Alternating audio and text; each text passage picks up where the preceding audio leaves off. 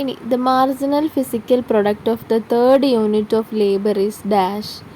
അപ്പം മാർജിനൽ പ്രൊഡക്റ്റാണ് ചോദിക്കുന്നത്. അപ്പോൾ തേർഡ് യൂണിറ്റ് ഓഫ് ലേബർ, അപ്പം നോക്കാം, എക്സ് ആക്സിസിലാണ് ലേബറിൻ്റെ യൂണിറ്റ് ഉള്ളത്. അപ്പോൾ അതിൽ എന്ന് വെച്ചാൽ ടോട്ടൽ പ്രൊഡക്റ്റ് എന്താണെന്ന് നോക്കാം. ടോട്ടൽ പ്രൊഡക്റ്റ് 20 ആണ് അല്ലേ. ഔട്ട്പുട്ട് എന്ന് പറയുന്നത് വൈ ആക്സിസിൽ, അതായത് പ്രൊഡക്റ്റ്, ടോട്ടൽ പ്രൊഡക്റ്റ്.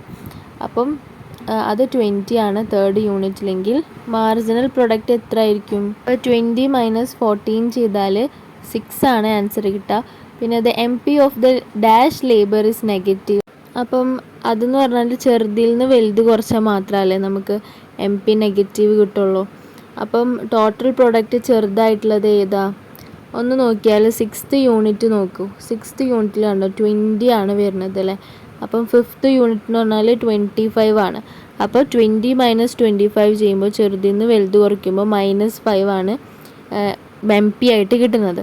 അപ്പോൾ അങ്ങനെയാണെങ്കിൽ ആ 6th ലേബറിലാണ് നമ്മളുടെ എം പി നെഗറ്റീവ് ആവുന്നത്. സോ രണ്ടിൻ്റെ ആൻസർ 6 and 6 ആണ്.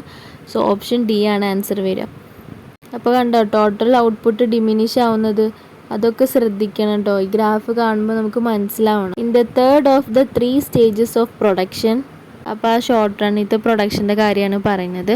അപ്പോൾ അതിൽ രണ്ടാമത്തെ പോയിന്റ് നോക്കൂ. The marginal product curve lies completely below the average product curve. Yes. ഇനി നെക്സ്റ്റ് പറയുകയാണെങ്കിൽ when marginal cost are below average total cost. അപ്പം എപ്പോഴാണ് ബിലോ ആവറേജ് ടോട്ടൽ കോസ്റ്റായി മാറുന്നത്? ഫസ്റ്റ് സ്റ്റേജിൽ അല്ലേ. അപ്പോൾ എന്താ സംഭവിക്കുന്നതെന്നാണ്, average total cost are falling. Marginal cost rise ചെയ്യുന്ന സമയത്ത് ആണ് ആവറേജ് കോസ്റ്റും റൈസും ആണ് ചെയ്യുന്നത്. അപ്പോൾ ഇവിടെ മാർജിനൽ കോസ്റ്റ് എന്ന് പറഞ്ഞത് ബിലോ ആവുന്ന സമയത്ത് രണ്ടുപേരും ഫാളിങ് തന്നെയാണ്. ഓക്കെ. ഇനി next a firms long run average total cost curve. അപ്പം ഓരോന്ന് വായിച്ചു നോക്കാം നമുക്ക്. Options identical to its long run marginal cost curve അല്ല. മാർജിനൽ കോസ്റ്റ് കർവുമായിട്ട് എങ്ങനെയാണ് average total cost curve identical ആവുക? It's not possible. പിന്നെ also it's long run supply curve because it explains the relationship between price and the cost supplied. പിന്നെ in fact the average total cost curve of the optimal plant in the short run as it tries to produce at least cost. അതൊന്നും കൂടിയും വായിച്ചാൽ in fact. അപ്പം question വായിക്കാം. A firms long run average total cost curve is in fact the average total cost curve of the optimal plant in the short run. കണ്ടോ short run ആണോ? അല്ലല്ലോ, long run അല്ലേ. അപ്പോൾ അത് പോയി, ആ പോയിന്റ് പോയി. പിന്നെ tangent to the all the curves of short run average total cost. Yes, short run average total cost curve tangent ആണ്, കറക്റ്റ് ആണ്. ഇനി അതാണ് ഓപ്ഷൻ കേട്ടോ. ഓപ്ഷൻ ഡി ആണ് answer. In the long run if a very small factory were to expand it scale of production. Okay, long റണ്ണിൽ. അപ്പം അങ്ങനെയാണെങ്കിൽ it is likely that it would initially experience. Initially long റണ്ണിൻ്റെ കാര്യമാണ് പറഞ്ഞത്. എന്ത് ആണ് initially അത് എക്സ്പീരിയൻസ് ചെയ്യുക? എക്കണോമീസ് ഓഫ് സ്കെയിലാണ് അല്ലേ. പിന്നെയാണ് കോസ്റ്റ് കൂടുക. ഇനീഷ്യലി കോസ്റ്റ് കുറവായിരിക്കും. Long run average cost curve തന്നെ നോക്കിയാൽ മതി. അപ്പോൾ ഓപ്ഷൻ സി ആണ് ആൻസർ വരിക. പിന്നെ a firms long run average total cost curve is tangent എന്നുള്ള ഈ ഫ്രേസൊക്കെ കണ്ടാൽ അവിടെ തന്നെ നോക്കിക്കോ. അപ്പം ഓപ്ഷൻ ഡി നോക്കിയാൽ tangent to all short run average total cost curve and represents the lowest average total cost for producing each level of output. Yes, അത് ലോവസ്റ്റ് ആയിട്ടുള്ള ആവറേജ് ടോട്ടൽ കോസ്റ്റാണ് കാണിക്കുന്നത്. അപ്പം അത് തന്നെയാണ് ആൻസർ. അത് ഈ 17th ക്വസ്റ്റ്യൻ്റെ അതേപോലെ തന്നെയുള്ള ക്വസ്റ്റ്യൻ തന്നെയാണിതും. ഇനി 73rd question is which of the following statement describes increasing returns to scale. അപ്പം ഡബിളായിട്ട് ഇൻപുട്ട് കൊടുത്താൽ ഡബിളായിട്ടുള്ള ഔട്ട്പുട്ട് കിട്ടും. അതിനെയാണല്ലേ കോൺസ്റ്റൻറ്റ് റിട്ടേൺസ് ടു സ്കെയിൽ എന്ന് പറയാം. നമുക്കിവിടെ വേണ്ടത് എന്താ? ഇൻക്രീസിങ് ആണ്. നമ്മൾ ഡബിളായിട്ടുള്ള ഇൻപുട്ട് കൊടുത്താൽ ട്രിപ്പിളായിട്ടുള്ള ഔട്ട്പുട്ട് ആയിരിക്കണം നമുക്ക് കിട്ടേണ്ടത്. അപ്പോൾ അടുത്ത ഓപ്ഷൻ നോക്കിയാൽ increasing the inputs by 15% leads to a 25 increase in output. ഇല്ല, അതാണ് ഡിക്രീസിങ് റിട്ടേൺസ് ടു സ്കെയിൽ. നമ്മൾ 50 കൊടുത്തപ്പോൾ അതിൻ്റെ പകുതിയാണ് നമുക്ക് ഔട്ട്പുട്ട് കിട്ടിയത്. പിന്നെ ഇൻപുട്ട് മൂന്നാമത്തെ നോക്കിയേ, increasing inputs by 1/4 leads to an increasing output of 1/3. അത് ഓക്കെ ആണല്ലേ. അതായത് 1/4 ഇൻപുട്ട് നമ്മൾ കൊടുത്തു കഴിഞ്ഞാൽ നമുക്ക് 1/3 ഔട്ട്പുട്ട് കിട്ടുമെന്നാണ് പറഞ്ഞത്.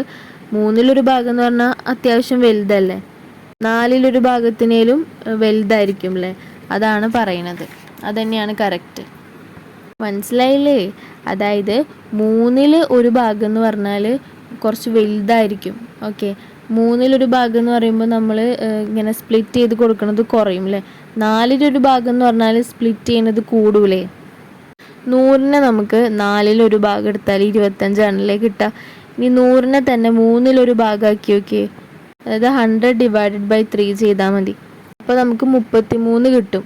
അപ്പം അതുതന്നെയാണ് ഇവിടെയും പറഞ്ഞത്. 25 ഇൻപുട്ട് കൊടുത്താൽ നമുക്ക് കിട്ടുന്നത് 33 ഔട്ട്പുട്ടാണ്. അപ്പം അത് ഓക്കെ അല്ലേ, നമ്മൾ കൊടുത്ത ഇൻപുട്ടിനേക്കാളും കൂടുതലാണ് നമുക്ക് കിട്ടിയത്. Coming to 74th question, the marginal cost for a firm of producing the 9th unit of output is 20.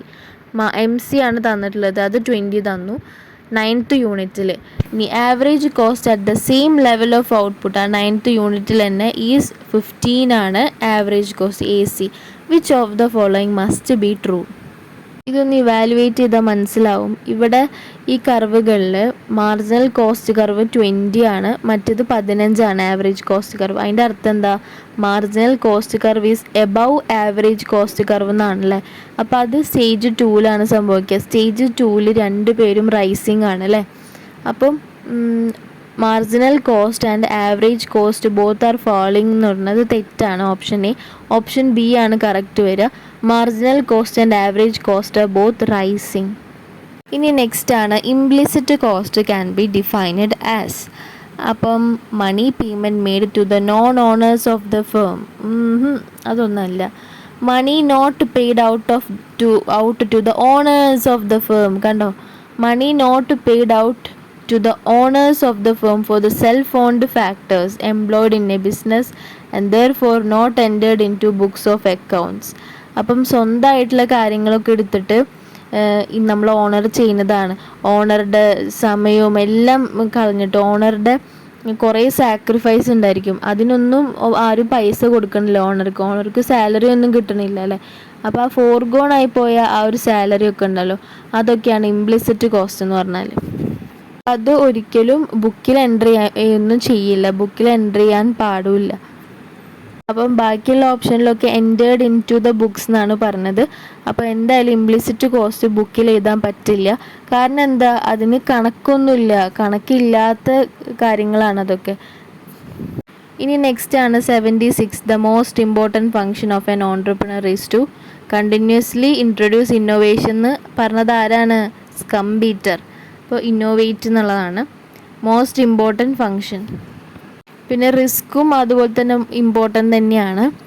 പക്ഷെ ഇവിടെ റിസ്ക് എന്നുള്ളത് തരാത്തതുകൊണ്ട് കുഴപ്പമില്ല, ഓപ്ഷനിലൊന്നും റിസ്ക് ഇല്ലല്ലോ. പിന്നെ 77th question, economic cost of production differ from accounting cost of production because അതിൽ എക്സ്പ്ലിസിറ്റും ഇംപ്ലിസിറ്റും cost ഉണ്ട്.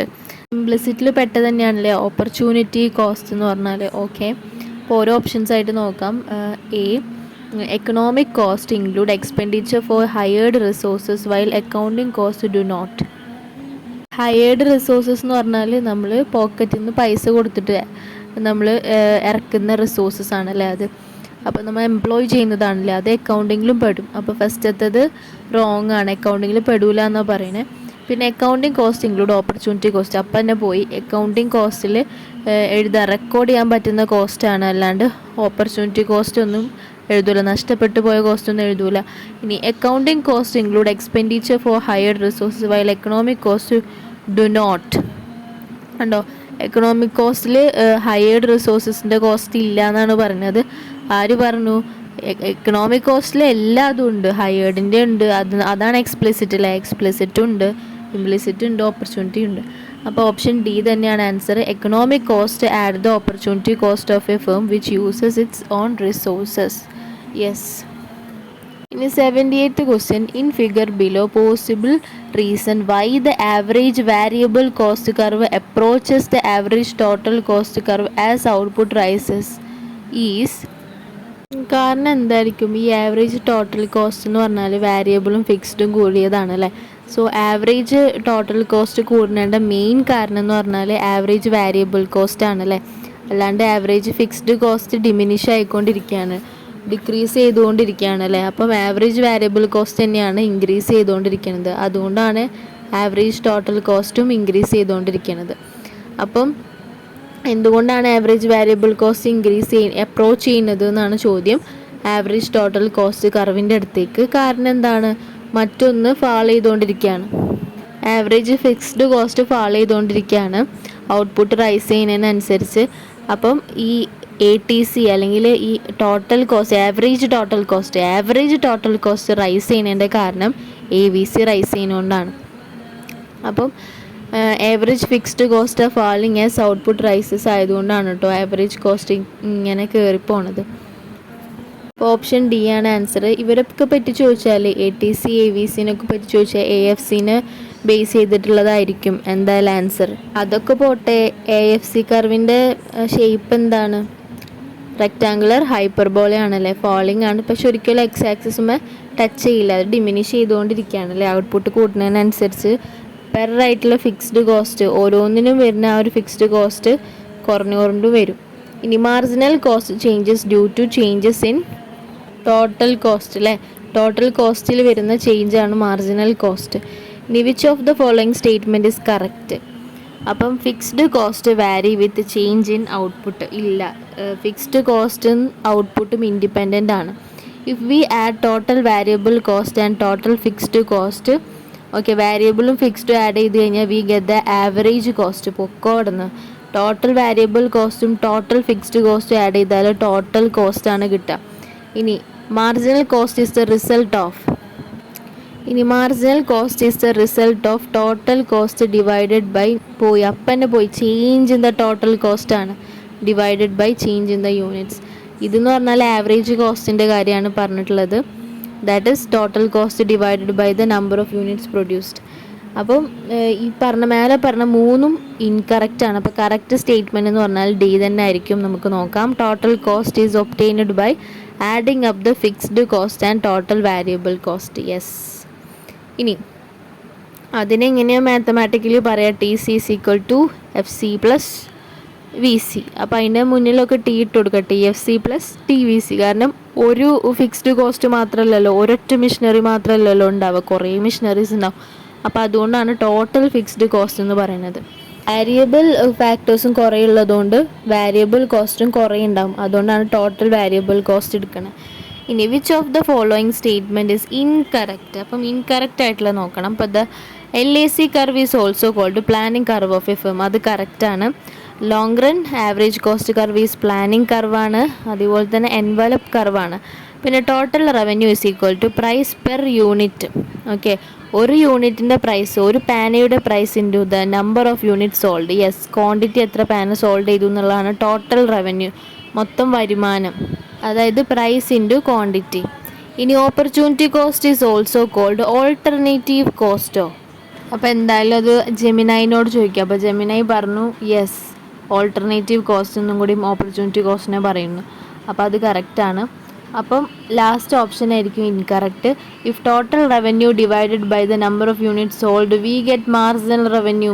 Change in the total revenue by the change in the quantity ആണ് marginal revenue. Okay, അപ്പം അതാണ് തെറ്റ്. അപ്പോൾ ഓപ്ഷൻ ഡി ആണ് ഇൻകറക്റ്റ്. ഇനി the vertical difference between TVC and TC is equal to, അവർ തമ്മിൽ ഒരാൾ മിസ്സിങ് ആണല്ലേ, ആരാണ്? TFC ആണ്. ഓക്കെ, അതുതന്നെയാണ് ആൻസർ വരിക. അപ്പം ഓപ്ഷൻ സി. ഇനി the following part of the long run average cost curve is tangent to the dash corresponding short run average cost curve. അപ്പം tangent to the following part of the short run average cost കർവാണ്. അത് നമുക്ക് കണ്ടാൽ തന്നെ അറിയാമല്ലേ, ആ ഒരു picture ദേ നോക്കിക്കോ, കണ്ടോ? Following part of LAC curve എന്ന് പറയുന്നത് following part of the short run average cost കർവിനോട് ടാൻജൻ്റ് ആണ്. ഈ ഗ്രാഫിൽ കറക്റ്റായിട്ട് ഡെപ്പിക്റ്റ് ചെയ്തിട്ടുണ്ട് അത്.